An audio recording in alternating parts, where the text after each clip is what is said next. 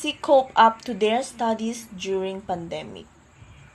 It was hard, yet we are trying to cope up with all the quick changes, especially in the field of education. Because of this pandemic, Gen Z is experiencing a hard time on adjusting to this new normal type of learning. Learning is hard because of the main barrier, the slow internet connection of our country, and also to the prof giving us loads of homework with a really quick deadline that is difficult to chase.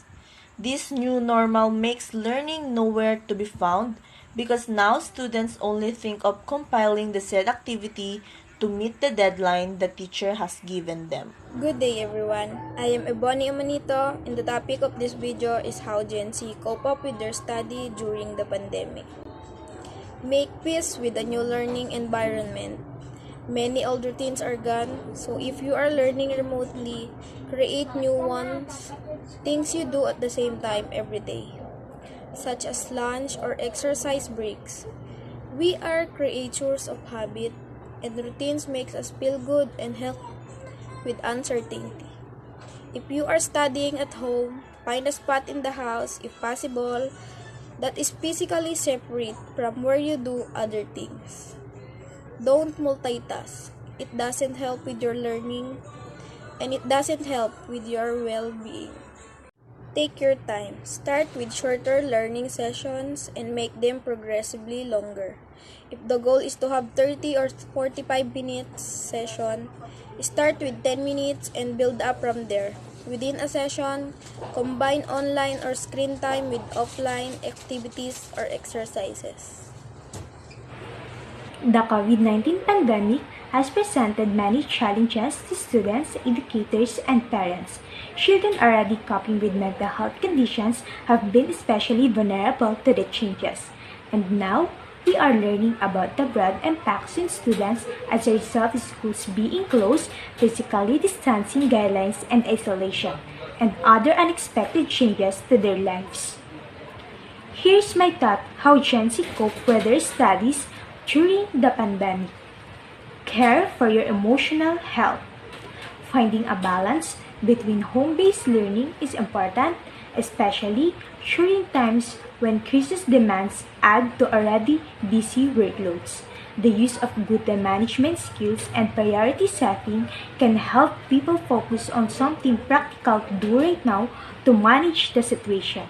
Keep in mind the difference between things one can change in the system or the world and accepting those one cannot.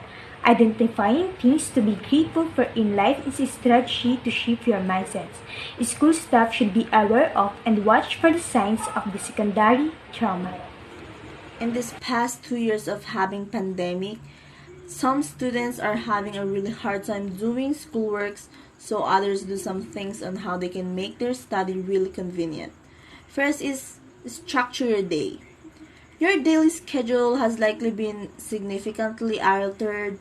Identify what your preferred way of scheduled days, like highly structured, flexibly structured, or unstructured. Recreate that in your current reality. Second one is connect with others.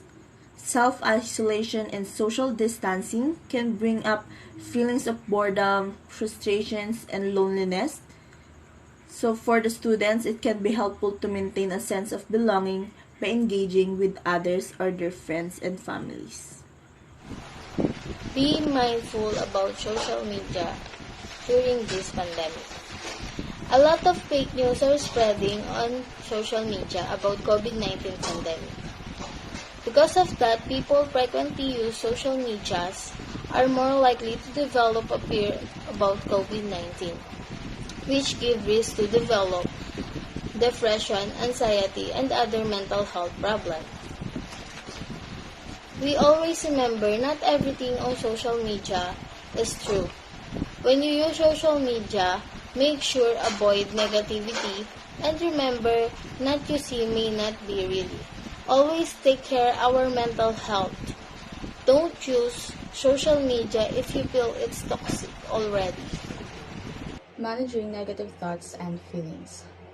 Uncertainty can evoke our feelings of change and conceptions about ourselves. We have to take some time to consider our current mood and what lies ahead, especially in our current situation where we tend to isolate. Studying independently is really challenging, but before we dive into it, make sure we are well aware of our own capabilities because too much stress may result to us neglecting our studies or losing ourselves in the process.